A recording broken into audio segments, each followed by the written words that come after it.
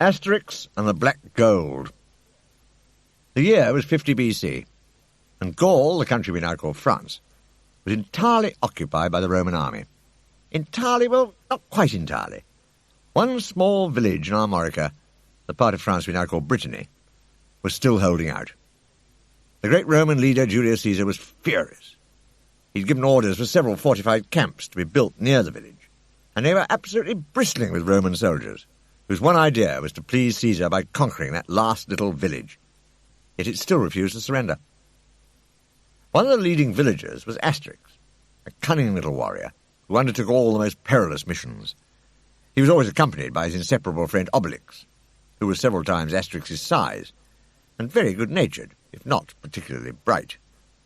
And Obliques usually took his little dog, Dogmatix, along. Another important person in the village was the venerable Druid Getafix. He used to gather mistletoe and brew magic potions. His most famous potion gave the drinker superhuman strength, if only for a limited period of time. This potion, along with the native brain and brawn of the villagers, was the secret of their success in holding the Romans at bay. After a while, its effects wore off, but they lasted quite long enough for a few villagers to put the fear of their chief god Tutatis into a large contingent of Romans. As well as having a druid, every Gaulish village also had a bard to make music. The local bard was called Cacophonix. Unfortunately, he couldn't play the lyre or sing in tune. Cacophonix had a high opinion of his own musical genius. Everyone else thought he was unspeakable. But as long as he didn't speak, and particularly so long as he didn't sing, they liked him all right. Finally, there was Vital Statistics, the village chief, who was feared by his enemies and respected by his men. Most of the time, anyway. Vital Statistics feared nothing, except the sky falling on his head tomorrow. But as he always said, tomorrow never comes. Like the other villagers, he thoroughly enjoyed a good punch-up with the Romans, and a banquet afterwards, when they all feasted on wild boar, the favourite food of the Gauls. The wild boar themselves were not so keen on the feasting. In fact, it's with them that our story begins, in the quiet, peaceful depths of the Gaulish forest, where everything seemed to suggest that it was dinner time. Wolves were chasing foxes, foxes were chasing rabbits, bears were after honey, big birds were after little birds, woodpeckers were after trees. Come to think of it, perhaps the forest is not so quiet and peaceful after all, or not at dinner time. Some of the forest dwellers, however, seem to have lost their appetites. In particular, a wild boar with a brown coat, who was shedding copious tears and complaining to its companion, grunt, grunt, grunt, it said. Its grey-coated friend, munching a leafy branch, replied, grunt, grunt, grunt, oink, oink, oink. But maybe we should translate, just in case you've never learnt Piggish or any of its variants, such as the dialect of the South African Boers, or the Australian version known as swine. Here's a dubbed version. Are you quite sure we aren't likely to meet any of those crazy Gauls in the village? Asked the cheerful brown boar. I told you you're quite safe with me, said the grey boar. Why are you so scared? Because the Gauls have wolfed, crunched and gobbled up my whole herd, and I'm the sole survivor of a large family, that's why, exclaimed the brown boar hysterically. Calm down, do, said its grey friend, taking a nice dust bath. No need to carry on like a ham actor. I'll admit those Gauls are good at bringing home the bacon, but I decided that what must be cured can't be endured, and I've worked out an infallible system to foil them.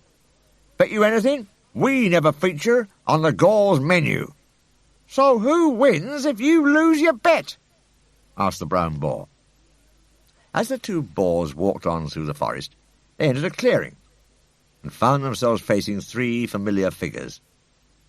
Recognition was mutual. Crazy Gauls, said the brown boar, bristling. Dinner, exclaimed Obliques, lunging towards the boars. Asterix and Dogmatix lunged too. The grey boar demonstrated its infallible system. It turned and ran, grunting to its brown friend, Quick, follow me! I tell you, it'll be a miracle if they get us! Ha! Grunted the brown boar following. Pigs might fly! If I ever get out of this, it grunted, I'll never be disgruntled with my lot again.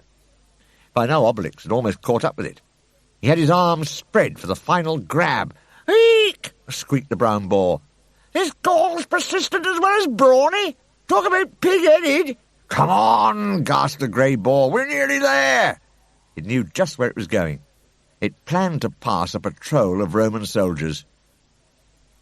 "Crazy Gauls!" yelped the patrol leader as the boars thundered past, followed by Asterix and Obliques.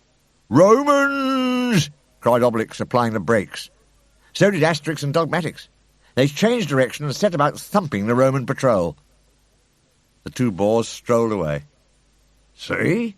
said the grey boar. "You only have to lead the Gauls to a Roman patrol and they forget about you. You feel a bit of a swine, but it saves you bacon." A little later, an extremely well-thumped Roman patrol reported back to the Roman camp of Compendium. "The Gauls have got a new wheeze," wheezed the patrol leader, touching his side. "They've trained wild boar to lead them straight to our patrols." "We can't have this," said the garrison commander. "Caesar must be informed." When the garrison commander's message reached Rome, Julius Caesar echoed his precise words. "No, we certainly can't have this," he shouted, pacing furiously up and down the marble halls of his palace, past several imposing classical marble statues of famous Romans on pedestals. He had summoned M. Divius Surreptitius, a tubby little Roman who was chief of MI-VI, the Roman Secret Service, MI6. "That Armorican village is still holding the might of Rome up to ridicule," fumed Caesar. "And I hear that my legions now have to face hordes of wild beasts, too. The morale of the troops is at a record low, and I'm the laughingstock of my enemies in the Senate.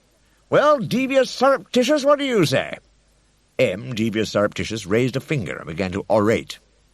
"As we all know, we have failed to conquer those indomitable Gauls by force, corruption, or even kidnapping. And yet—" He paused in a meaningful sort of way.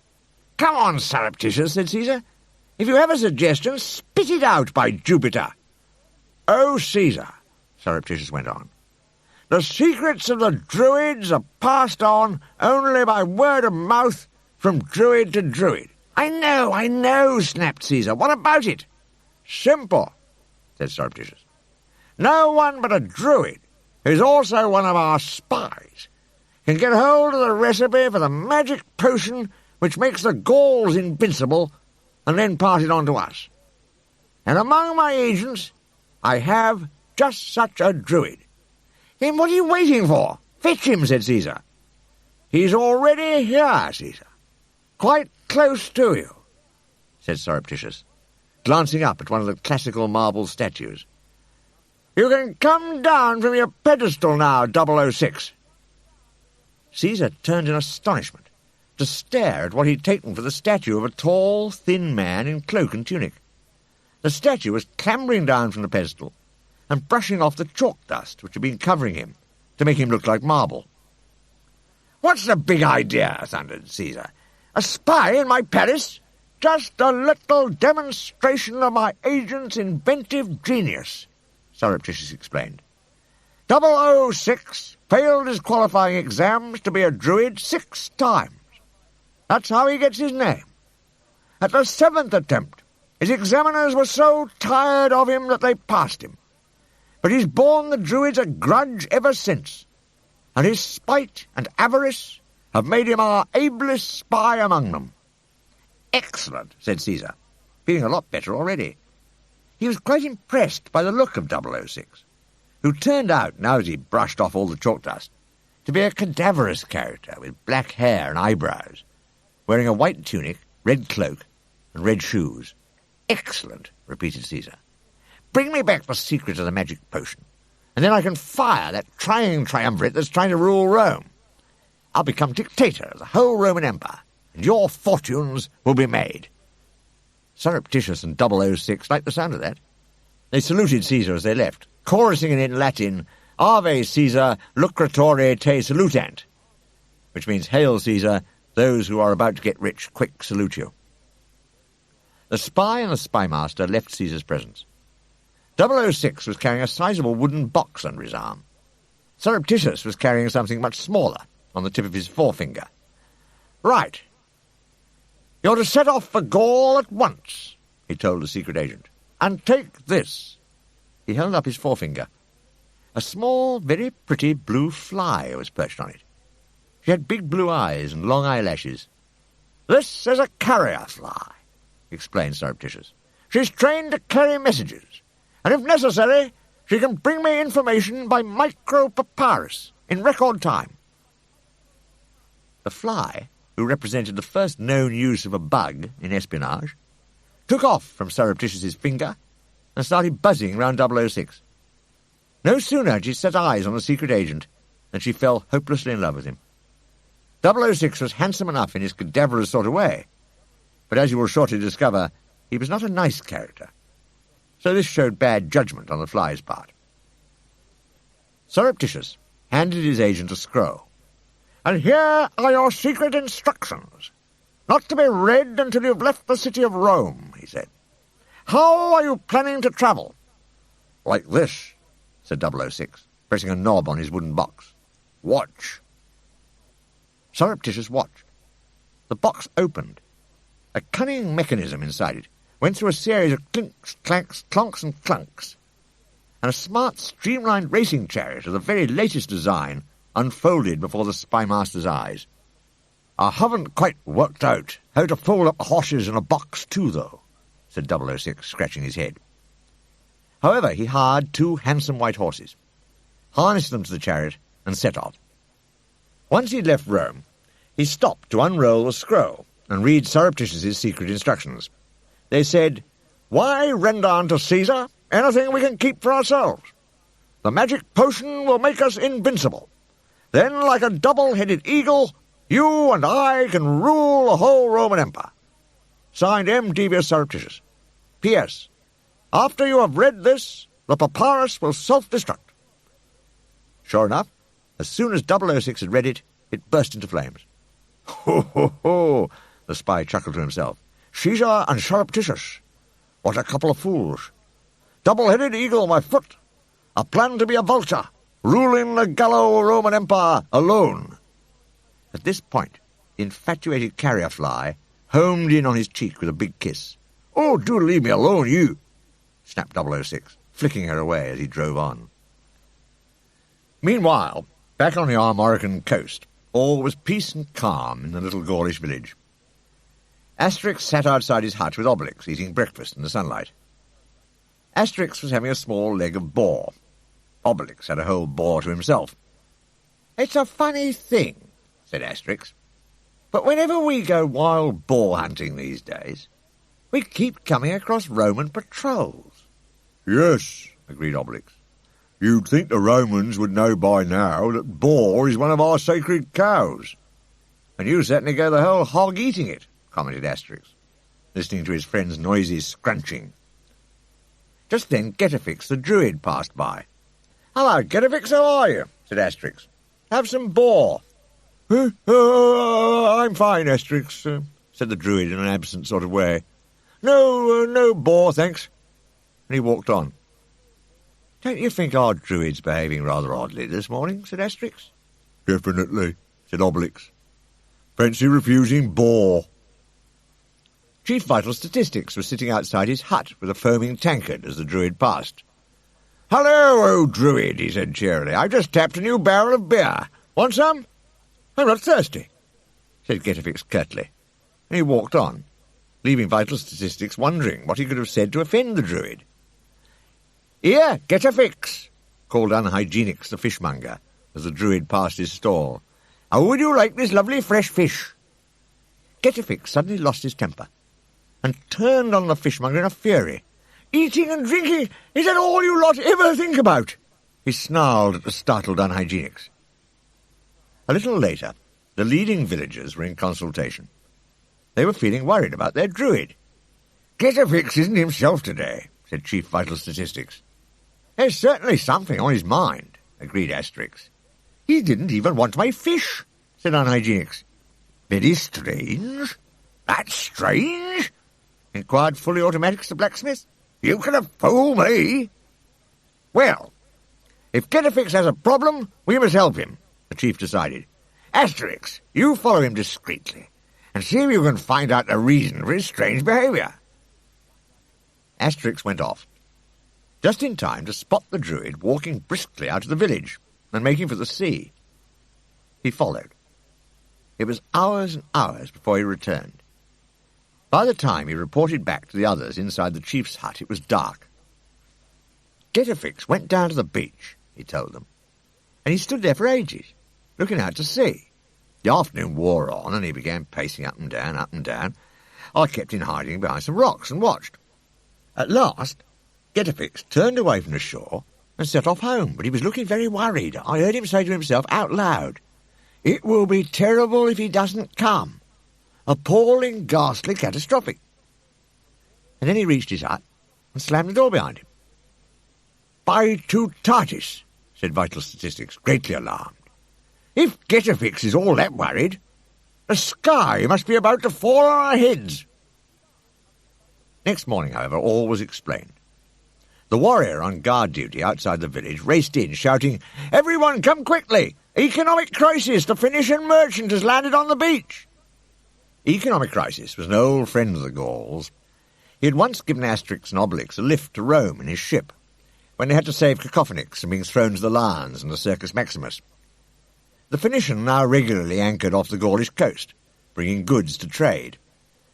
Getafix seemed delighted to hear the news. He hurried out of the door of his hut, exclaiming, "He's here at last!"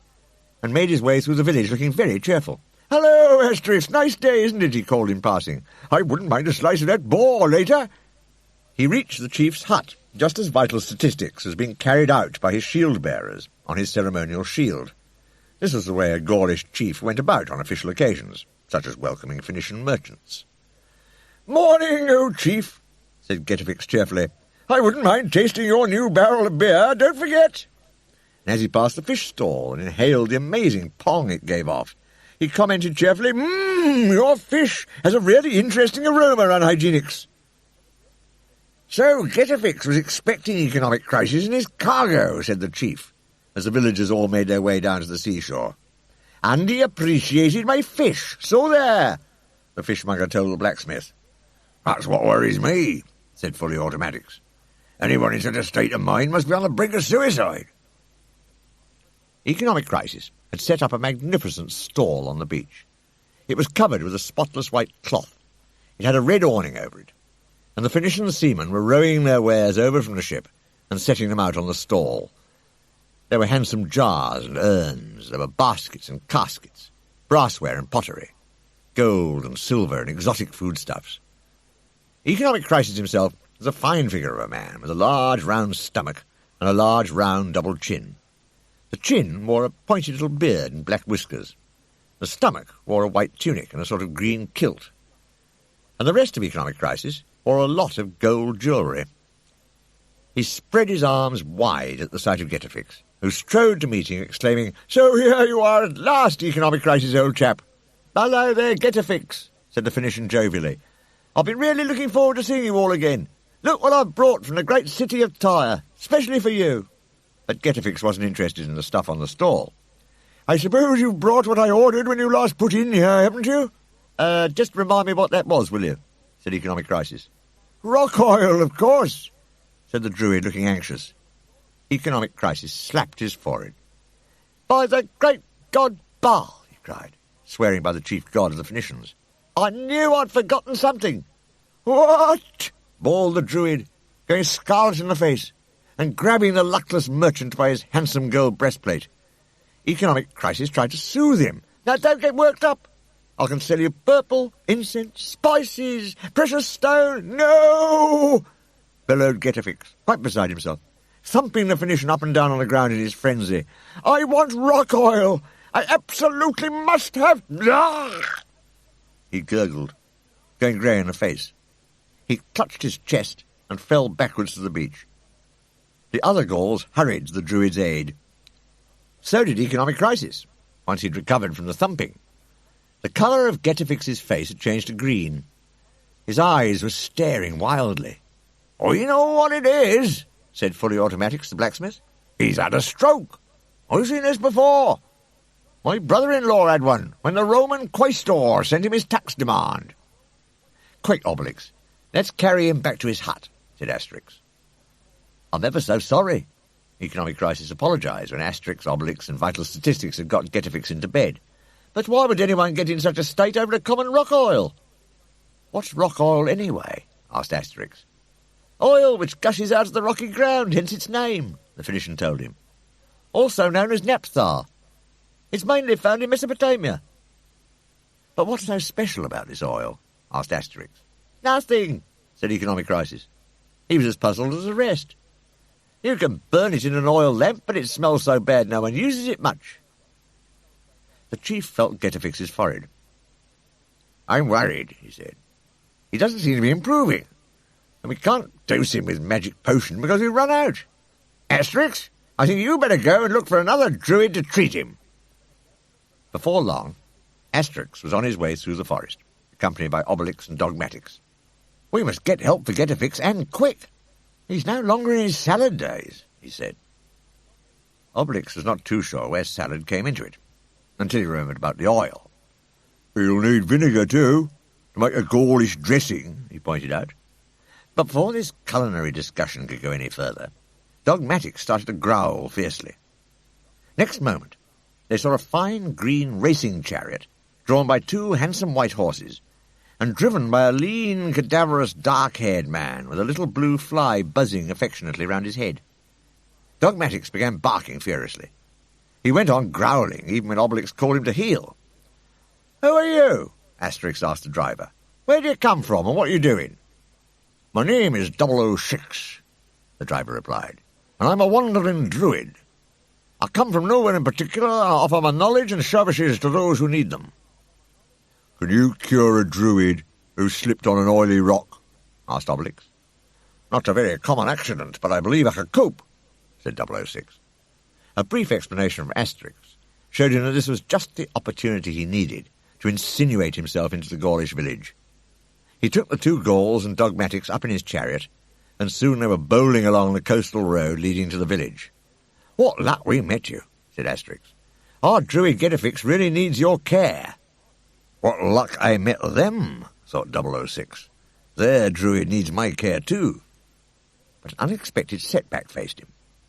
A mounted band of Romans blocked the way. "Halt!" ordered the Roman captain. "This is a checkpoint." "Oh no," thought 006. "These fools will ruin everything." He could hardly tell the soldiers he was spying for Rome without giving the whole game away to the Gauls. "Goody! A Roman roadblock," said Obliques, pleased at the prospect of a punch-up. "There's no time to play around, Obliques," said Asterix. "Getafix is waiting." "Don't be frightened," said 006. "I'll fix this." He pressed a button on his cunningly designed chariot, and two wickedly sharp scythe blades shot out from the sides, sending the horses ridden by the Romans scurrying for safety. "Frightened? Us frightened? This druid is crazy," muttered Obliques incredulously, as the chariot shot ahead. Meanwhile, the Romans had got control of their horses again. "Follow them!" shouted the Roman leader. Soon the mounted Romans had almost caught up. 006 pressed yet another button. Jets of noxious black vapour spouted from tubes fitted under the chariot, blinding the Romans. They couldn't see where they were going, so they all bumped into each other with much clashing and clanging. When the vapour finally cleared, they found themselves and their horses lying in a tangled heap. One horse was kneeling right on top of its rider. "Join the light cavalry," they said back in Rome, groaned one soldier ruefully. "We should have shown more horse sense," agreed another. "You said it. Straight from the horse's mouth," gasped a third. "My chest feels a little hoarse," croaked the man underneath his mount. But their captain, raising his head from the ground, sounded remarkably cheerful. "Don't get on your high horse," he said. "They can't go far. They're making straight for the edge of the cliff, so they'll soon be horsed to combat." "We've thrown those Romans off now," 006 told the Gauls. "Don't be frightened." But Asterix, looking ahead, had seen danger. "Watch out! The cliff!" he yelled. "Frightened of what, may I ask?" Obliques was still grumbling as the horses plunged over the edge. "These insinuations are getting me down." "It's all taken care of," said 006 confidently, pressing yet another button. Nothing happened. Or anyway, not until the horses went head first into the sea. taking the chariot, the driver, and his passengers with them. The only member of the party to remain dry was the carrier fly, who didn't think it was in the line of duty for her to get wet. "Something should have happened when I pressed that button," murmured 006, as the horses crossly pulled the dripping chariot back on land and made for the village. "Well, we were more frightened than hurt," he added consolingly, as they passed through the gateway. This was just too much for Obliques, who didn't know the meaning of fear. He thrust his furious face into the agents. "Hey, you! Just hold your horses! Now listen here!" he roared. "Your friend quite frightens me sometimes," gasped 006, when Asterix had calmed Obliques down and was leading the way into the Druid's hut. "Don't mind him. He has a heart of gold, really," said Asterix. "Now, here's Getafix." Chief Vital Statistics was anxiously watching over the Druid. "He hasn't come round yet," he said. "I'm really worried." 006 took a quick look at the green-faced patient, and then produced a leather flask from his pouch. "I think I have just the tonic to buck him up," he said, trickling some amber liquid between the Druid's lips. Getafix gurgled, spluttered, and choked. Then his face returned to his normal colour. He sat up in bed and hiccuped. "Oh, yes, that's good," he murmured. "Oh, what is it?" "A green spirit called Caledonian," 006 said. Caledonia was the ancient name for Scotland. The spy looked a little doubtfully at Getafix. He had certainly been revived. Perhaps he was just a little too merry for his own good. "It may be a bit strong neat," said 006. "I've an idea it might be better diluted with a spot of soda." "No, this is fine, said the Druid, putting back some more Caledonian. He tumbled out of bed and began dancing a reel, singing a traditional song at the same time. "Oh, you'll take...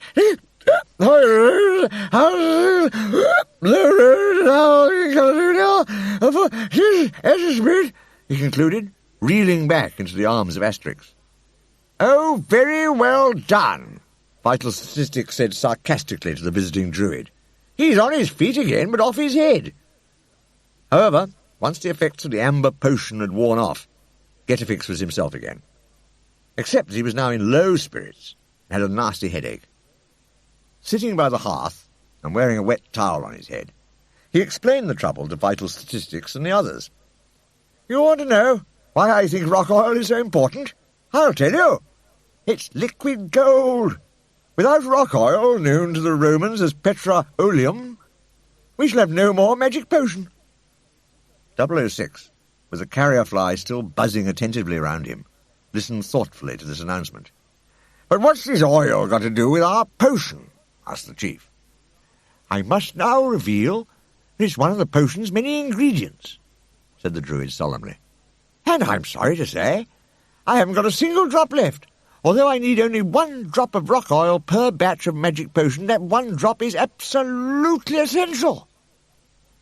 Obliques had become aware of a fly buzzing insistently round their visitor's head. He wondered if he could swat it, and clapped his hands suddenly. "Help my carrier fly," thought the spy. She might be a nuisance, but he knew he needed her to carry messages. "Missed," said Obliques, disappointed. The spy breathed a sigh of relief. "But this is terrible," said Chief Vital Statistics. "What's to become of us? There'll be no one left able to defend the village but Obliques." Obliques was getting really fed up. First, people kept suggesting he was frightened. Then he couldn't catch a fly. Then they reminded him he never got any magic potion. "Because, as everyone knows," he said loudly and sarcastically, "I fell into the cauldron of potion when I was a baby, and it had a permanent effect on me, and blah, blah, blah, blah, rhubarb, rhubarb, rhubarb." "We've been in worse trouble before," said Asterix bravely. "I'll tell you what. With our chief's permission, I'll travel to Mesopotamia and bring back some rock oil." "What about me?" said Obliques. "No, Obliques," said the chief. "You're staying to defend the village if the Romans attack." "Oh, no, I'm not," said Obliques. "I want to go to Mesopoto, that oily place too." "Obliques has a point," said Getafix. "Such a long, dangerous journey may present problems. 2 men ought to go." "And meanwhile," said the anxious chief, Let's hope Caesar's spies don't find out how weak we are. 006 thoughtfully massaged his chin. Caesar would pay handsomely for this information, he thought. But I believe I can do even better. And he began laying his plans. They involved taking a walk through the village with Getafix. Now that 006 had cured the Druid with his amber potion, they were on good terms. He broached the question cautiously. Getafix, I am a Druid too. Would you give me the recipe for the magic potion? Said Getafix thoughtfully. What would you do with it? Oh, just help the weak and oppressed a bit, said the spy craftily. Getafix approved of that. Well, maybe, he said. I might tell you if I can't get hold of all the ingredients I need to make it myself, but I'm sure Asterix will bring me back some rock oil. And that, thought 006, meant he must make sure Asterix's mission failed. You're quite right, Getafix, he said out loud. I should like to contribute to the success of this venture myself. I'll go to Mesopotamia with Asterix and Obliques, and use my skills to help them. The day of departure came, and the villagers saw the travellers off. Dogmatix was going too, of course. Standing on his shield, Chief Vital Statistics gave them a pep talk. And remember, the fate of the village is in your hands. Without potion, we haven't got a leg to stand on. Or a shield either, thought 006. Getafix gave Asterix his very last gourd of magic potion. Luckily I kept it in reserve, he said. You may need it. And keep an eye on 006, he added in a low voice. Something tells me not to trust him. Don't worry, I will, Asterix promised. Soon he and his companions had been rowed out to the Phoenician ship, an imposing vessel propelled by a red and cream striped sail and a great many pairs of oars. As the ship began moving out to sea, Asterix looked around. Where's 006, he wondered. I'm sure he came on board. I noticed he had a fly buzzing round him as usual. 006 had gone below decks with that same fly. In private, he wrote a message on a tiny scrap of papyrus and tied it to her back. Then he let her out through a porthole on the side of the ship. Take my message to Surreptitious, he said, and no dawdling on the way. This is urgent. Fluttering her long lashes at the spy, a carrier fly gave him a loving farewell look and set off on her dangerous mission. On her flight from Gaul to Rome, she had to face storms with thunder and lightning and avoid flocks of seabirds who wanted to eat her. Finally, homing in on the apartments of M. Devious Surreptitious, the smallest member of Caesar's secret service, reached her journey's end, and, worn out, plopped into the spymaster's bowl of soup. Yuck! A fly in my soup! How revolting! Said Surreptitious, picking her out. Then he saw the message. It's the carrier fly, he exclaimed. Let's see what 006 has to say. While the fly shook soup off her wings, muttering crossly, What's bugging him? Surreptitious read the spy's report. It said, Am on Phoenician ship bound for Mesopotamia with indomitable Gauls. At all costs prevent landing. Well, I suppose 006 has his reasons, thought Surreptitious. I'll go and give the necessary orders, and you must fly straight back to 006, he told the carrier fly. Shoo! Buzz off! He had made a mistake. The beautiful spy fly had her pride, and her feelings were injured.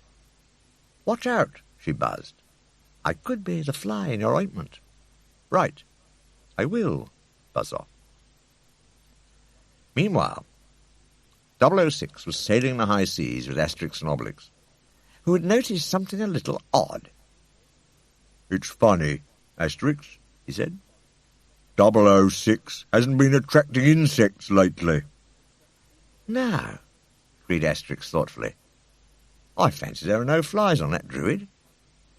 Economic crisis is making good speed with the ship's big sail and all its oars. Last time the Gauls travelled with him, the men at the oars had been partners in his business. Partners who had failed to read the small print of their contracts. See, it had said they had to row. Looking down on the oarsmen labouring away, Asterix asked if they were partners too.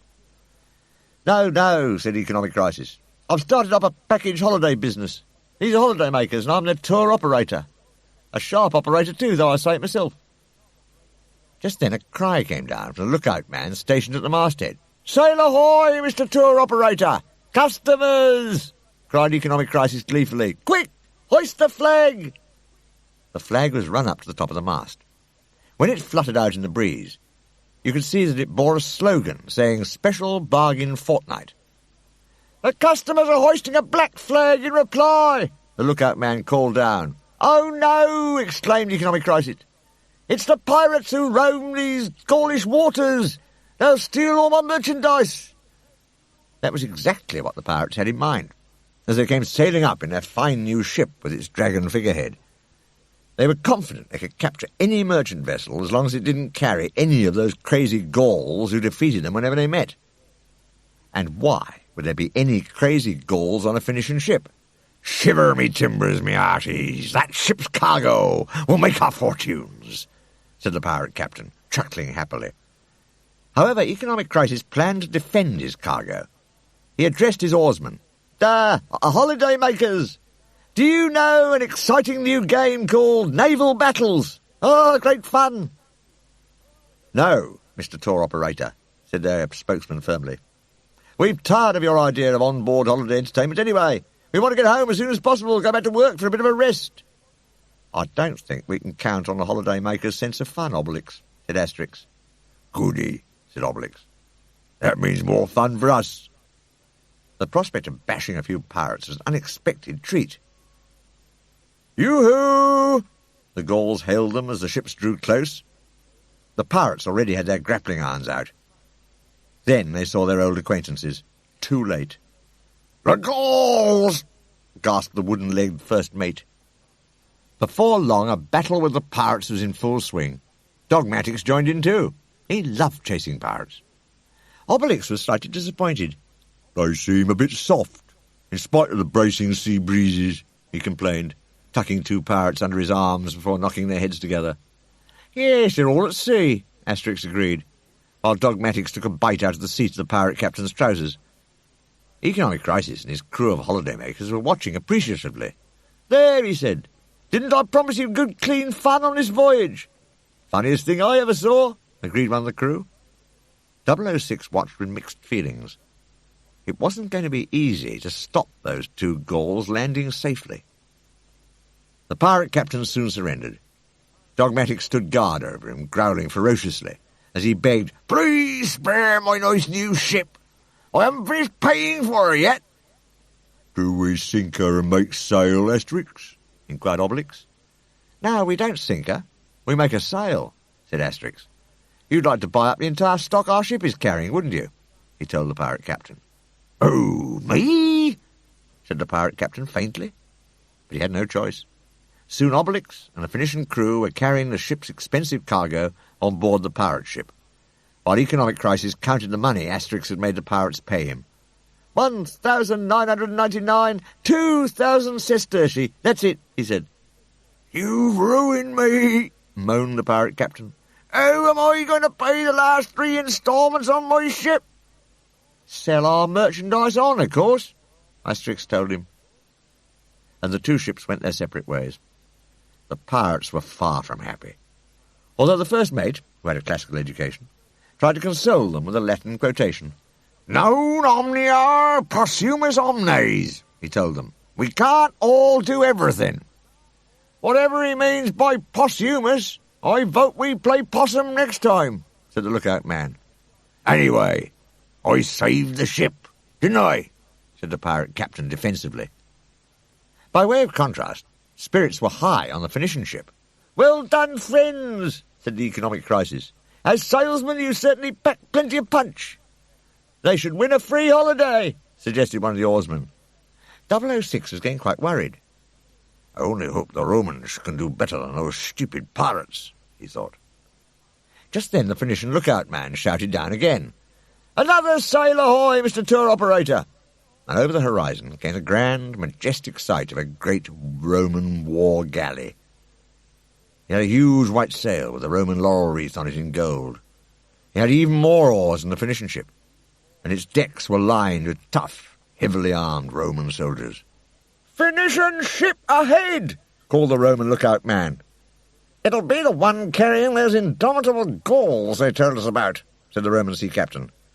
"Now for a great display of naval operations Roman fashion. This'll be my magnum opus."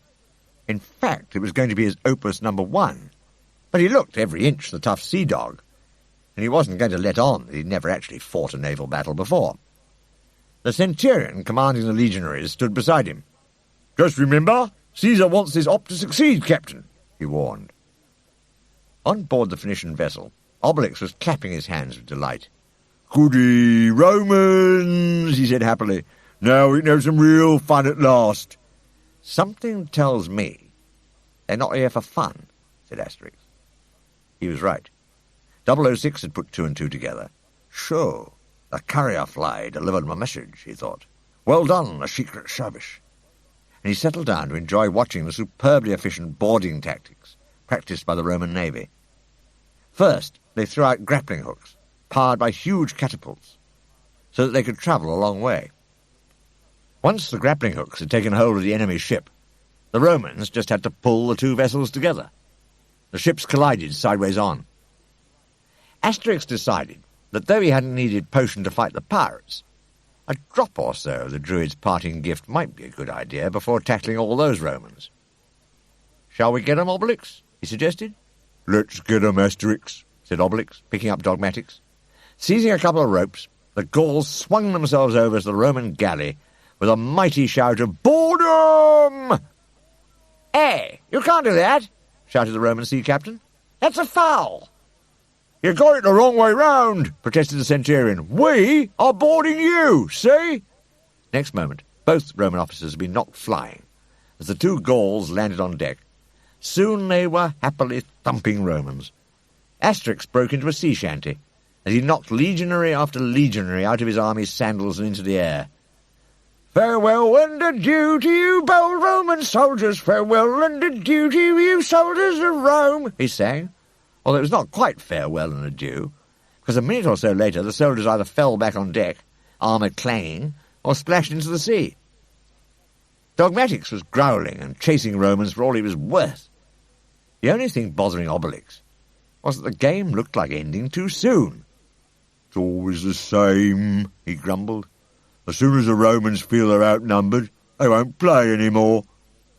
Economic Crisis and his crew watched appreciatively once again as the 2 Gauls and their dog took on the entire body of Roman legionaries. "These water sports really pep things up," said one oarsman. "What a shame I've nothing left to sell the Romans," mourned Economic Crisis. 006 could hardly believe his eyes. "It's not true," he told himself. "It just can't be true." But it was, and soon the huge Roman galley was sinking, while the centurion clung to a bit of wreckage, muttering angrily, "And that fool of a sea captain said this was his magnum opus." Julius Caesar was furious to hear that the 2 indomitable Gauls and their dog were smashing up his galleys. He summoned the top admirals of the Roman fleet and bawled them out. "By Jupiter," he thundered, "those Gauls shall feel my anger. I want all the Mediterranean ports blockaded. Look sharp, I don't expect my naval commanders to sit about contemplating their navals. We must make sure not even a fly could get through our net." Caesar stopped and thought for a moment. Flies? What about that new-fangled bug the Secret Service was using? He yelled for the head of MI6. "Surreptitious!" M, devious surreptitious, had been slipping quietly away. He didn't want to confess that the fly had buzzed off. However, he had to obey his master's voice. "Any news your agent double what's-it, surreptitious?" Caesar asked. I'm afraid we have a communications problem, Caesar," said the spymaster. "Our carrier fly is going slow, and supposing she actually goes on strike—" Caesar interrupted him furiously. "Well, if we're going to discuss wildlife, how do you fancy finding out whether the lions in the Circus Maximus are on hunger strike?" Surreptitious fled, wondering how the Hades to entice the carrier fly back. He found a huge jar of honey, opened it, and dipped in a ladle. "Where's a pretty fly, then?" he said in honeyed tones. Every fly in ancient Rome came buzzing to the scene. Swarms of them descended on the honey jar, his head hidden in a cloud of flies, surreptitious muttered, "I might have known it." Meanwhile, the Phoenician ship emerged victorious from its naval campaign and sailed peacefully on its way. It had rounded the coast of Hispania, now Spain, and was sailing through the Mediterranean, making for Tyre, the famous Phoenician seaport on the coast of Mesopotamia. Now that the supply of pirates and Romans had dried up, Obliques was bored. "Asterix, I'm tired of this voyage," he complained, "and I get hungry when I'm tired." "Hold on a bit longer, Obliques," said Asterix. "We should soon be landing at Tyre." Sure enough, next moment a call came down from the Phoenician lookout man. "Don't Tyre now! Here comes Tyre!" They furled their sail and rowed gently towards the port of Tyre, a city built partly on an island. But to the surprise of Economic Crisis and his crew, they couldn't get through the harbour mouth. It was blocked by Roman warships, reams and reams and reams of them. Biremes, triremes, quadremes, quinqueremes, you name it. There was no getting past them. "I've never seen so many warships together before," said Economic Crisis, shading his eyes to look at this warlike array. "What's it all in aid of?" "I rather think we're about to find out," said Asterix. And they were. Next moment, fiery arrows shot by Roman archers and rocks hurled by Roman catapults began landing in the sea all around them. "We must get out of here, fast," said Economic Crisis. "All hands to the oars and full speed astern." 006 was relieved. Julius Caesar's not such a silly old geezer after all, he thought. Economic Crisis tried to make the best of it. "Well," he said, "we can always land at Sidon, Byblos, or Arad." However, he was proved wrong. Exactly the same thing happened outside the ports of Sidon, Byblos, and Arad.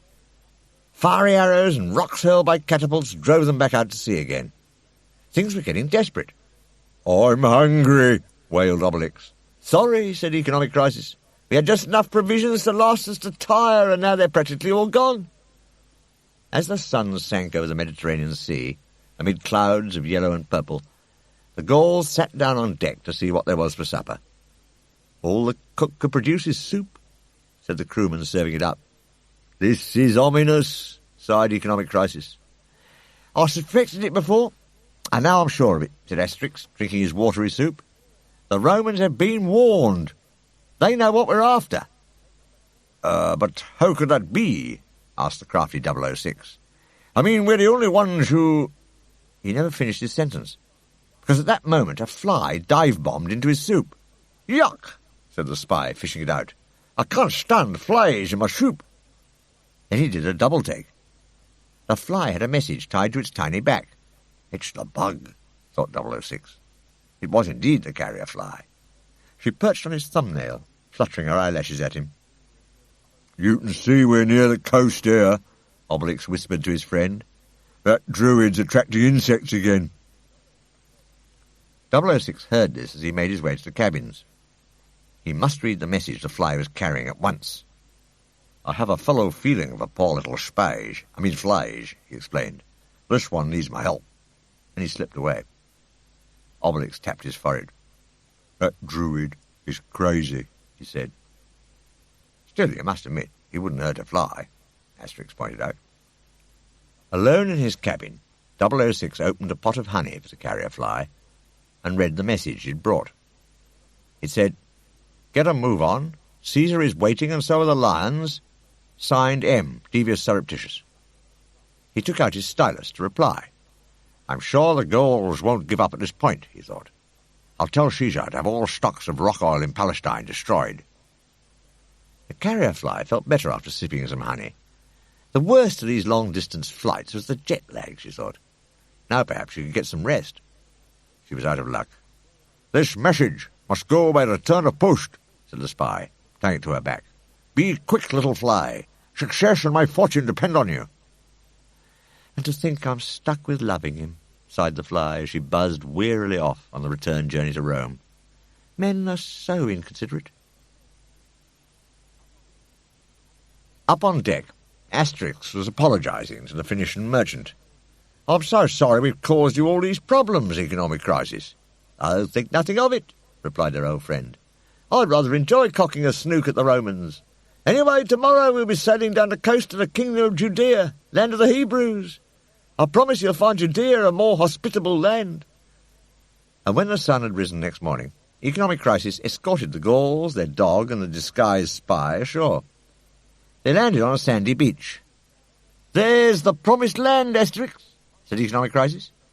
"I suggest you go to Jerusalem and tell the merchant Samsonalius I sent you.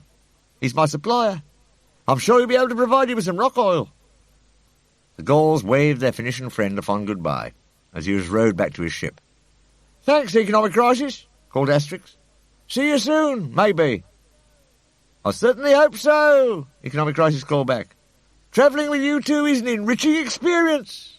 "I'm still hungry, you know," Obliques pointed out as the three of them and Dogmatix started off inland. "Do you think there are any wild boars here?" "Never mind that now," said Asterix, striding briskly on. "We've got to find our way." He looked around for any local inhabitants and saw a black-bearded young man wearing a striped robe and matching headdress walking along beside a donkey. "There's a Hebrew. He might be able to help us," said Asterix, hailing the young man. "Hi there, friend. Can you tell us the way to Jerusalem?" "Why, my donkey and I are going there ourselves," said the Hebrew in friendly tones. "Let's join forces." As they went along, they all introduced themselves. "My name's Joshua Ben Zedrin," said the young man.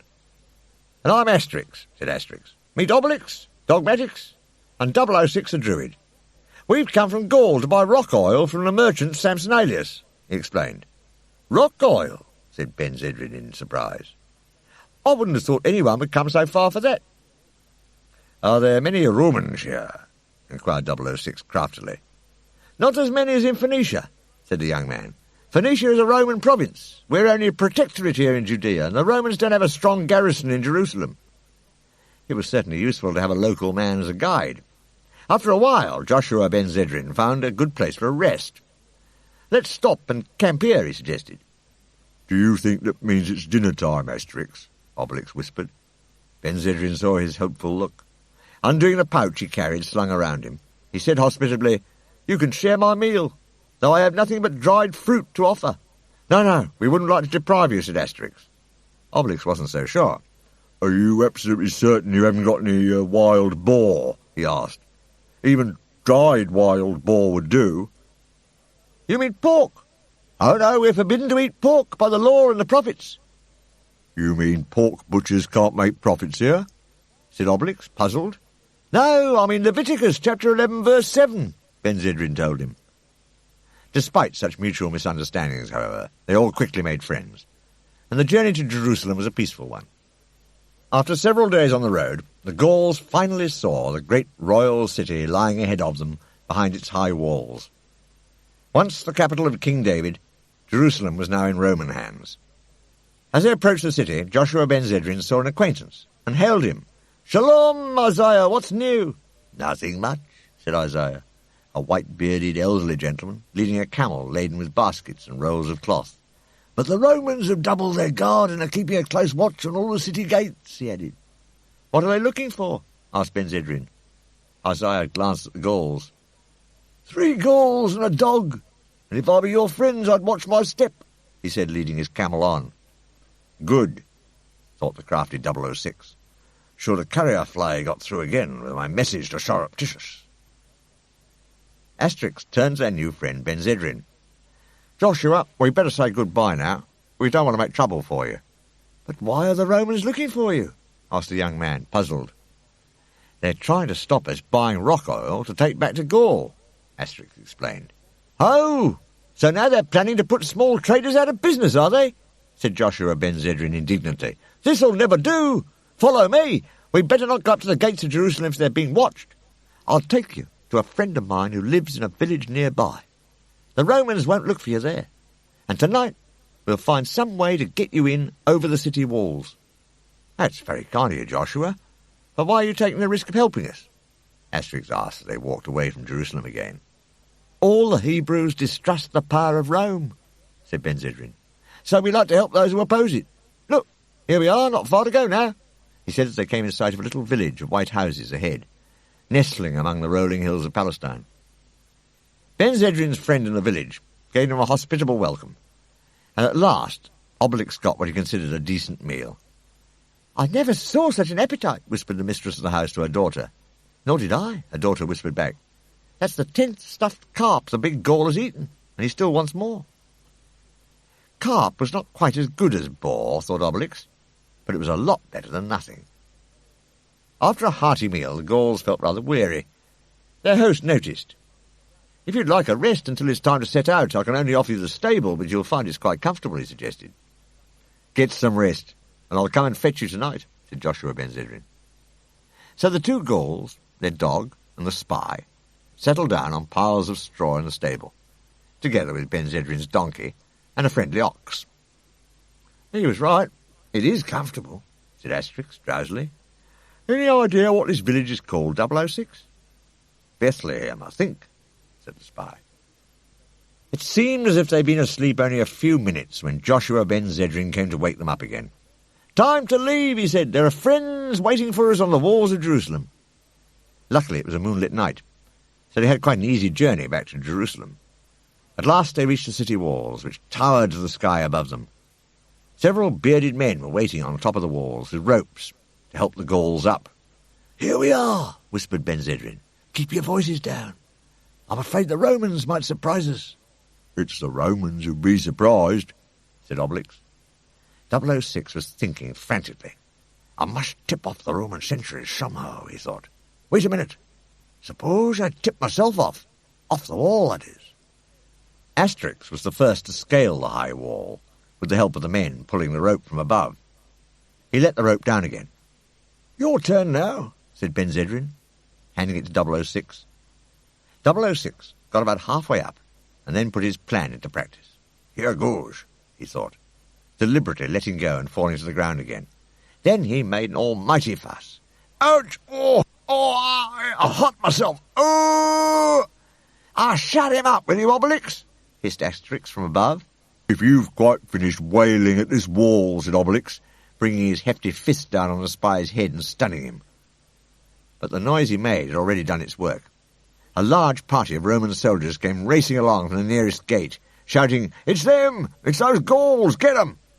"Romans!" exclaimed Joshua Ben Zedrin, alarmed.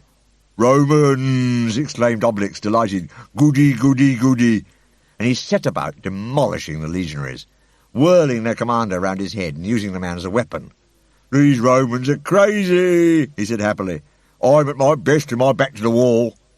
"Grrr!" growled Dogmatix, standing 4 square against the wall too. "Hang on, Obliques, here I am," called Asterix, coming back down the wall on the rope. He kicked several Romans backwards as he swung down. Thump went the Gauls. Whoosh, crash, bang! Before long, all the Roman soldiers had been knocked unconscious. "Quick, over the wall," said Ben Zedrin. "The Romans are on the alert now." "I wouldn't call this lot very alert at the moment," said Asterix, looking at the recumbent legionaries. "I liked it better at sea," said Obliques regretfully. "Romans seem softer on terra firma." However, they did as Joshua Ben Zedrin wanted, and scrambled up the wall, leaving 006 behind with his Roman friends. "By Yahweh," said Ben Zedrin, as he led them off to the moonlit streets of the city. "You and those Romans were quite something. It was like our hero David in the olden days facing Goliath. What a beating they took." "I'm not sorry to be rid of that spying Druid either," said Asterix. "I had my suspicions of 006 all along. I'm sure he set up that racket on purpose to raise the alarm." They reached a handsome flat-roofed house. "This is where Sampsonalius the merchant lives," said Ben Zedrin, leading them in. Soon they were in a lamplit warehouse full of rugs, jars, and all kinds of other goods, and were introduced to a little man in a purple robe and cap. "Here are some customers from very far away," Joshua told him. "We'd like some rock oil, and we're in a great hurry," Asterix explained. "Aye, oh dear," exclaimed Samson in dismay. "The Romans have just burnt all our stocks of rock oil. Don't ask me why. I very much fear you won't find a single drop in the whole country." Asterix was horrified. "But we must take some rock oil back to Gaul. It's vital," he said. "Then you'll have to go to the place where they find it," said Sampsonalius. "It comes from near Babylon, in Mesopotamia." "How many miles to Babylon?" asked Asterix. "Well, it's 30 days' journey, and you'd have to cross the desert," said the merchant. "Look, Here's my assistant, Saul Beneficial, he added, introducing a smiling, round-faced young man. At sunrise, he'll guide you out of the city and to the edge of the desert. Saul Beneficial was carrying 2 sets of striped Judean robes and headdresses. Wear these, and you'll pass unnoticed, he told the Gauls. How can we ever thank you? Asterix gratefully asked Samson. Oh, if you aim to give the Romans trouble, we're quits, said the merchant. But your own name sounds rather Roman, said Asterix curiously. I mean, Samson alias? I took this alias for business reasons, Samson explained. My real name is Rosenblumenthelovich. At dawn, the Gauls and Saul Beneficial waved goodbye to Samson and Joshua and set off. Asterix and Obliques were disguised in their Judean robes. Obliques had a striped brown and yellow outfit. Asterix's robe and headdress were striped green and cream. No one challenged them as they walked out through the city gates leading a couple of camels. Dogmatix was perched among the provisions and rolls of bedding on one of the camels, barking cheerfully at the prospect of an adventure. You're right, Beneficial. We do pass unnoticed in this disguise, said Asterix.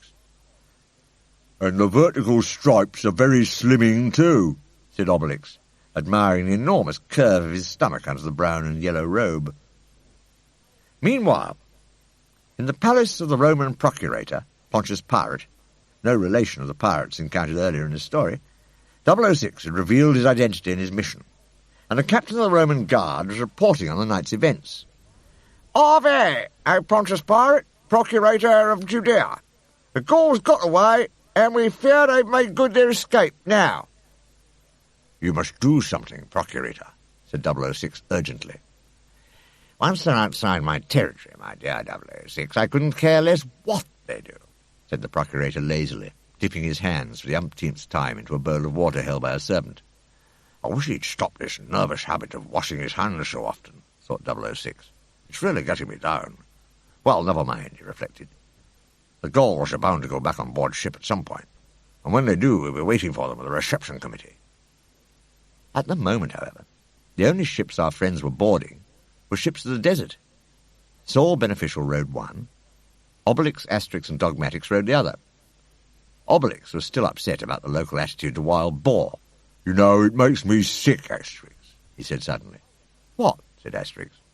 Oh, yes, I have to admit these camels give a rather bumpy ride. I didn't mean that, said his friend. It makes me sick to think of the racial discrimination against boars they practice in this country. Saul Beneficial interrupted him. We're coming to the Dead Sea, he said. The sea! Yippee! Cried Obliques, jumping off his camel and shedding his robes. I could just do with a nice dip in this hot weather. And clad only in his blue and white striped Gaulish breeches, he plunged in. Or rather, he tried to plunge in. All he could do was bounce on the surface, much to the amusement of Asterix, Dogmatix, and Beneficial, who stood on the bank laughing their heads off. I was going to warn you, Beneficial explained. The Dead Sea has a salt content 6 times higher than other seas, and its density is such that the human body just floats on top. Well, he continued, we're on the outskirts of the desert now. I must leave you here and go back to my master. You'll find your way to Mesopotamia easily enough. Just go straight east. Thanks again, Beneficial, said Asterix, shaking hands warmly as they parted. Then he and Obliques and Dogmatix went on across the desert by themselves. It looked like being an unpleasant journey. The desert was burning hot by day and freezing cold at night.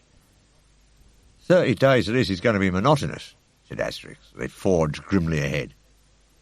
Monotonous, however, was not exactly the word. Their new friends had forgotten to warn the Gauls about the various tribes who roamed the desert trying to wipe each other off the face of the earth. The policy of these tribes was to shoot first and ask questions later. All of a sudden, the Gauls heard a plunk. They saw first one arrow, then another, then a whole flight of them landing in the sand at their feet. Quick, take cover, shouted Asterix, and they made their way for the shelter of the nearest dunes. Dogmatic scampered along beside them. Who are you? A voice challenged them. Armorican Gauls, said the Gauls. Oh, terribly sorry, said the voice. The Gauls emerged from cover to see a party of men with bare chests and hairy brown kilts, heavily armed with spears, shields, and arrows. Their leader was holding out a friendly hand. terribly sorry," he repeated. "We thought you were Acadians. We're Sumerians, and we're at war with the Acadians." "Well, get your facts straight first another time," Asterix suggested. "I ask you, do we look like Acadians?" said Obliques, who of course had no notion what Acadians did look like. "These Sumerians are crazy," he added as they went their separate ways. A little while later the Gauls heard another plunk. They saw first one arrow, then another, then a whole flight of them landing in the sand at their feet. "Take cover!" yelled Asterix. "Who are you?" asked a voice. "We're Gauls," said the Gauls. "Oh, terribly sorry," said the leader of a band of men coming round the next dune. They had curly black beards and pointy helmets, and they too were heavily armed with spears, shields, and arrows. "Awfully sorry," he repeated. "We thought you were Hittites. We Acadians don't hit it off with the Hittites. In fact, we're at war with them." "Well, don't drag us in," snapped Asterix. "I ask you, do we look like Hittites?" said Obliques. "And I thought things were going to be monotonous," said Asterix as they moved on. "These Acadians are crazy," said Obliques. Before they'd gone much further, the Gauls heard yet another plunk. They saw first one arrow, then another, and then a whole flight of them landing in the sand at their feet. "Take cover!" yelled Asterix. "Who are you?" asked a voice. "We're Gauls," said the Gauls wearily. "Oh, so sorry," said the leader of the next band of warriors to emerge from the dunes. They were beardless. They had curly black hair and little round helmets, and yet again they were heavily armed with spears, shields, and arrows. "We thought you were Assyrians," he explained. "We Hittites are at war with the Assyrians." Asterix just glowered. "I ask you," said Obliques, "do we look like Assyrians? These Hittites are crazy," he added as they moved on.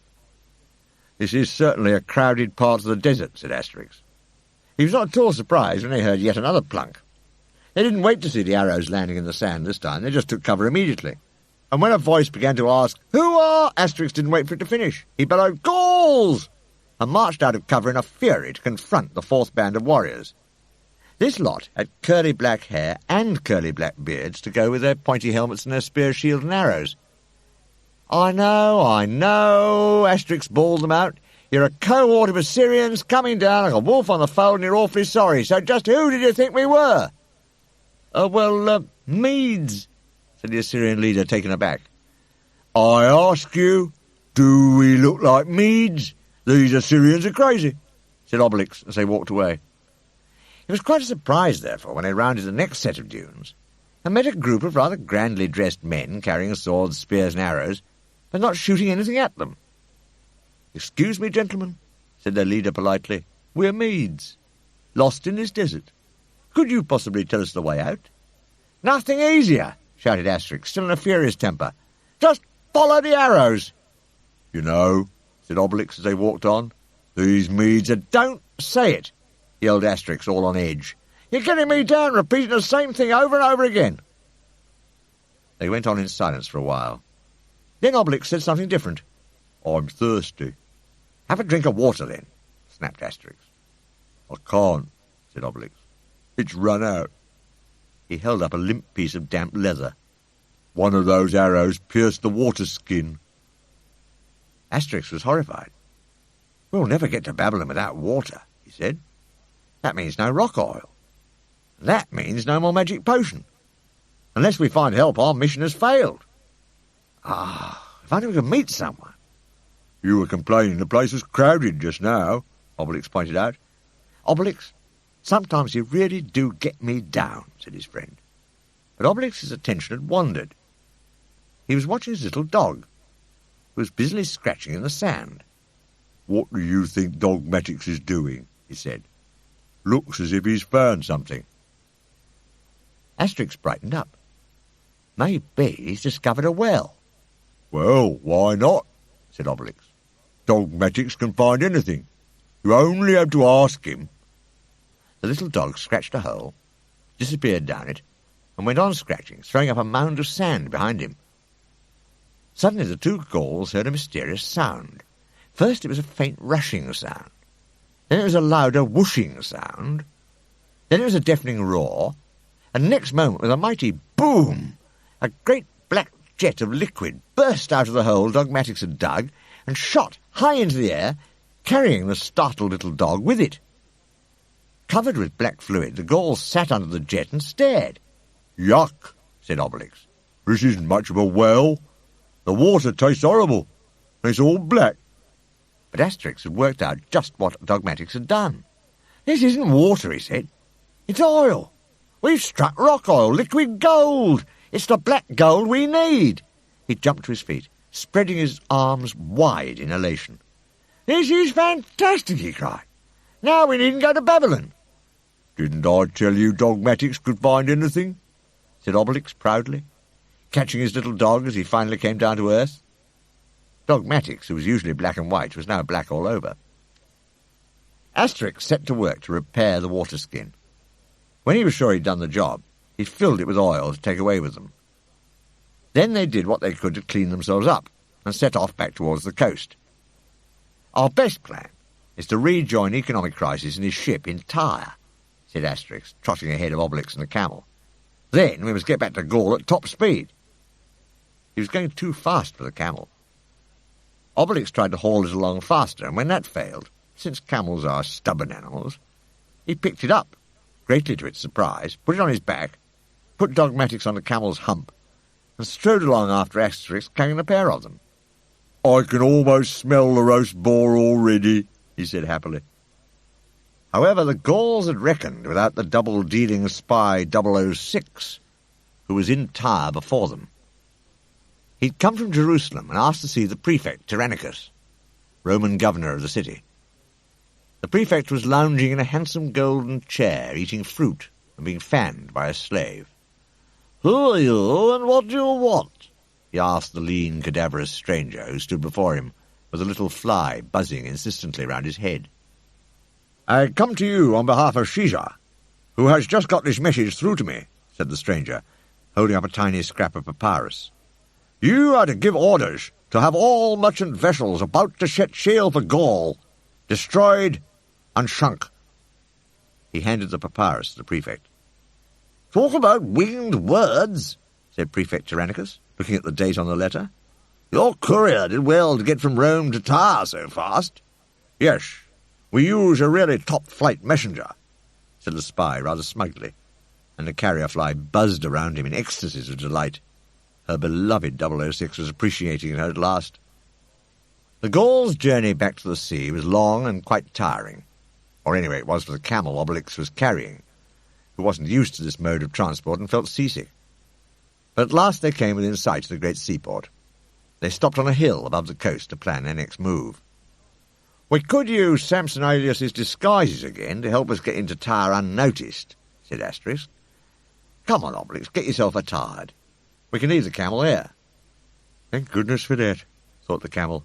"Being humped around by that great fat Gaul really gives me the hump." Dressed in their striped robes, Asterix and Obliques were soon walking the streets of Tyre. Asterix was carrying the water skin full of rock oil, while Obliques carried a bundle containing the rest of their belongings. Dogmatix trotted along beside them. "The place is full of Romans," said Asterix. "We must go carefully." Tyre was a large and busy city, one of the most famous seaports of the ancient world. Once the two Gauls had got beyond the harbour itself, where ships from every nation of the known world were riding at anchor, they found the place a maze full of winding streets and alleys. It was also full of Roman patrols. "How shall we ever find Economic Crisis in his warehouse?" said Asterix, baffled. "I've got a cunning idea," said Obliques, looking round.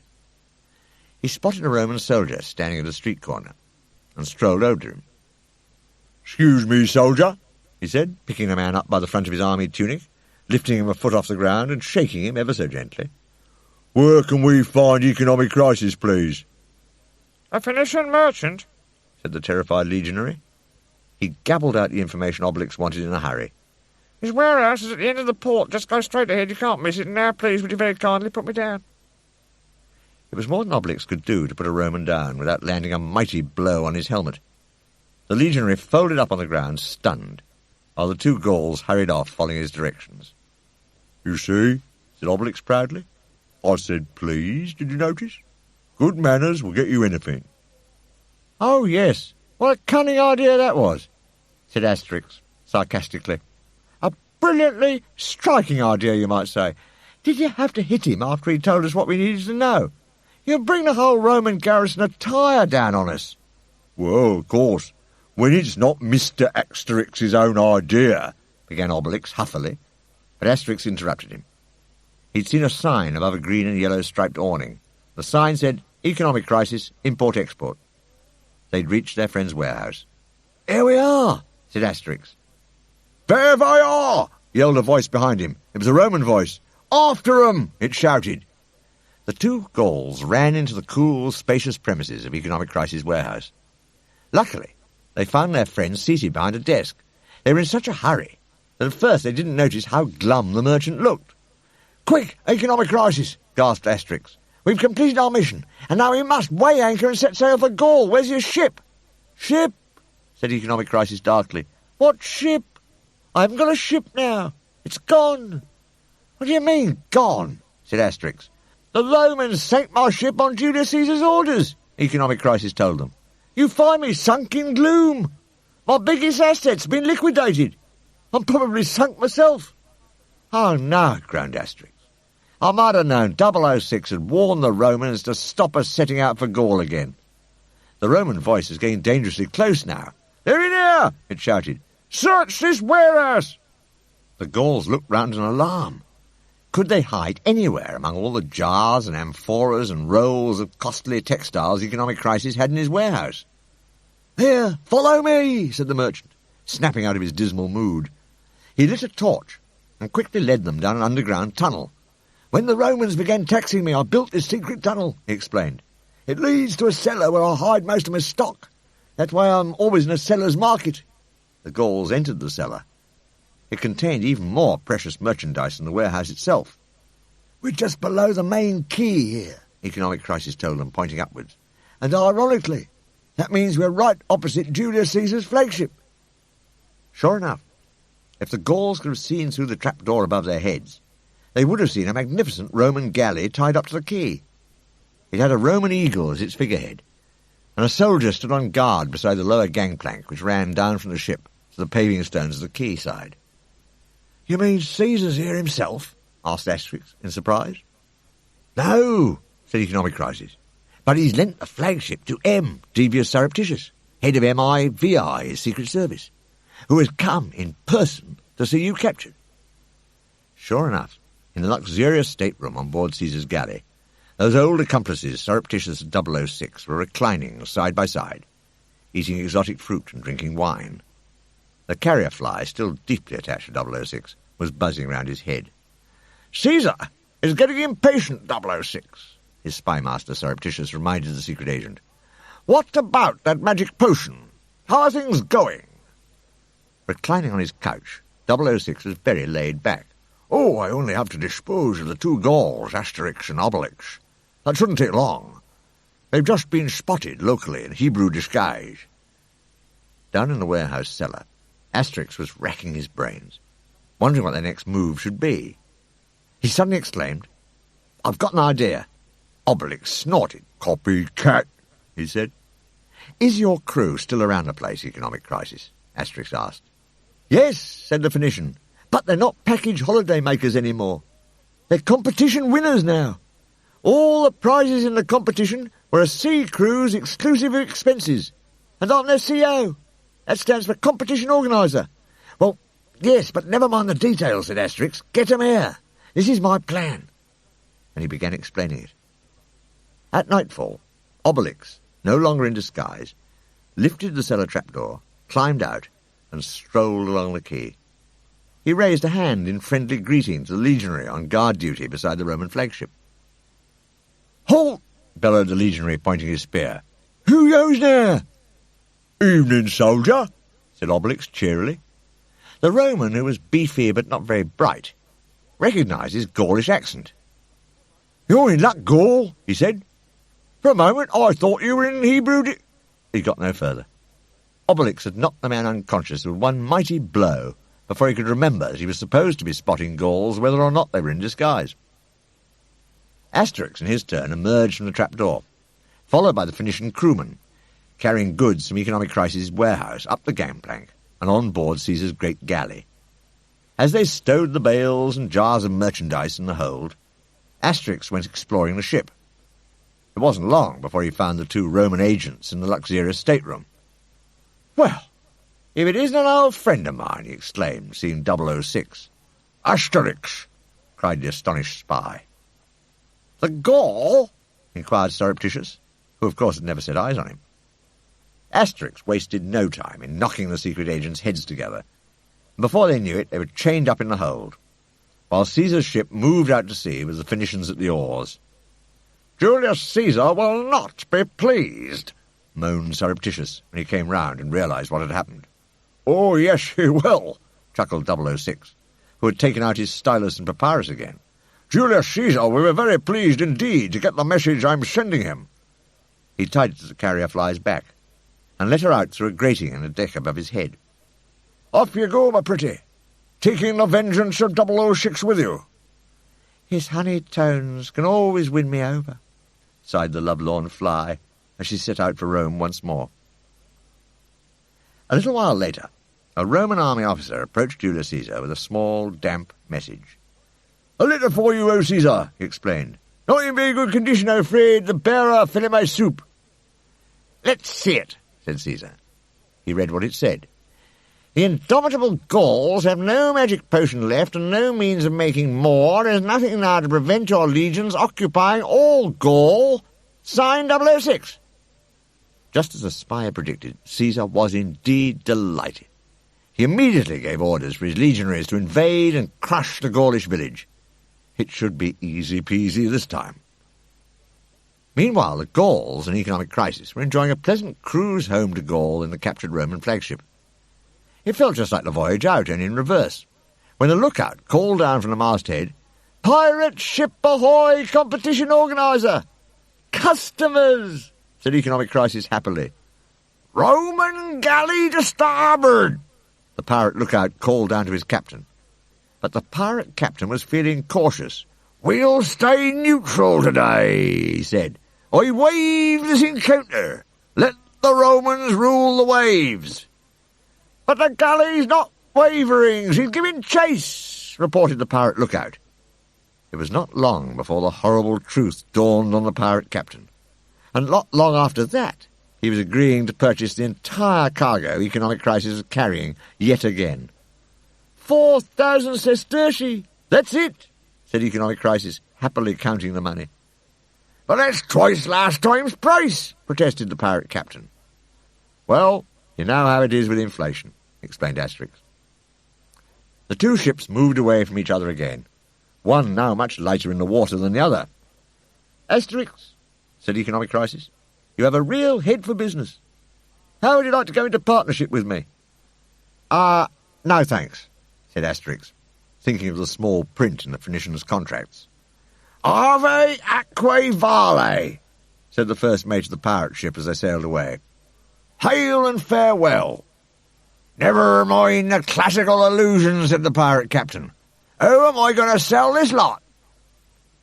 Now that they were approaching the shores of Gaul, Asterix allowed 006 up on deck for some fresh air, and to let him know that he'd failed. "You see this water skin?" he said. "It's full of rock oil. We're bringing some home in spite of you, 006.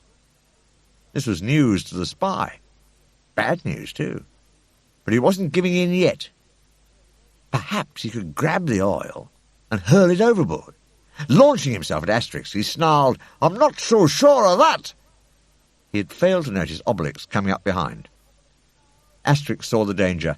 "No, Obliques, no!" he yelled. But he was too late. Obliques had landed on top of the spy, knocking the breath out of him. The spy, in turn, landed on top of the water skin, which burst under their combined weight. The oil inside spurted out and over the ship's rail, drenching an unfortunate seabird swimming along below, and polluting the water of the Mare Britannicum, or English Channel, for the first time in history. "Starting a few centuries early, aren't you?" squawked the indignant seabird. Obliques picked up the spy and gave him a good shaking. But Asterix was staring at the empty water skin. "We're done for," he wailed. "There's no oil left. And after we brought it all this way." He was in gloomy mood, as he and Obliques came ashore near the Gaulish village. Obliques was carrying their prisoners. He had Surreptitious under one arm and 006 under the other. Economic Crisis waved goodbye. "I promise I won't forget to bring you some rock oil next time I visit Gaul, Asterix," he called. But that was no consolation to Asterix. For once, he and Obliques had failed in their mission. After all their brave efforts to.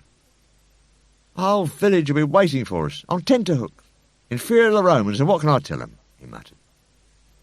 However, as they climbed the path up the cliff and approached the village, an entirely unexpected sight met their eyes. A full-scale battle was raging between Romans and Gauls just outside the fence. The Romans, who'd been sent to conquer the village on Caesar's orders, had met with unexpected resistance. The Gauls obviously weren't in fear of them at all. In fact, they were thumping them in the traditional way and with great enthusiasm. Roman legionaries lay stunned and bruised everywhere, and those who could still run for it had turned to flee. "Well done, everyone!" shouted Chief Vital Statistics. "They're running like rabbits." "That's a shame," said Unhygienics, bringing a massive fish down over the heads of 2 legionaries at once. "We were having fun." Asterix could hardly believe his eyes. They're fighting as well as ever," he stammered. "Without potion." "Without us, too," grumbled Obliques. "It's not fair."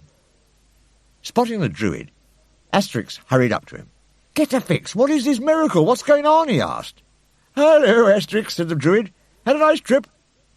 Asterix bowed his head sadly. "I'm afraid I haven't brought any rock oil back, Cadaverous." "Any what oil?" asked the Druid. "Rock oil, of course," said Asterix. "Black gold. The vital ingredient of the magic potion." "Oh, yes, that," said Cadaverous calmly. "Petroleum. Well, don't worry. I did a few experiments and found I could use beetroot juice instead. The potion works just as well with beetroot juice, and it tastes a lot nicer."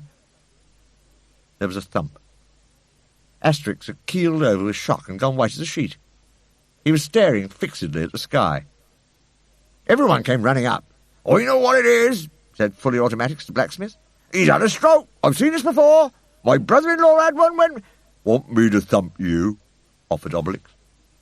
"Go away," said Cadaverous. "I was treating for shock." He brought out a flask of potion. Soon Asterix was sitting up, his face back to its normal colour. "You're right," he said a little faintly. "The new magic potion does taste better. The next time you change the recipe, I wish you'd do your experiments before sending us off to the ends of the earth, Cadaverous." "Hey, Asterix, what do we do with these 2? asked Obliques, indicating the prisoners tucked under his arms. "By two tarties, I'd almost forgotten them in all the excitement," said Asterix. He thought for a moment. "Is 006's chariot still around?" he asked. "Don't mention that chariot to me," said Chief Vital Statistics grimly. "I tried pressing the buttons to see if I could make it do anything, and it turned into a travelling trunk. I was shut inside for 3 days before they managed to get me out." "A travelling trunk," said Asterix thoughtfully. "Exactly what I need." A week or so later, 2 legionaries entered Caesar's palace with a large travelling trunk.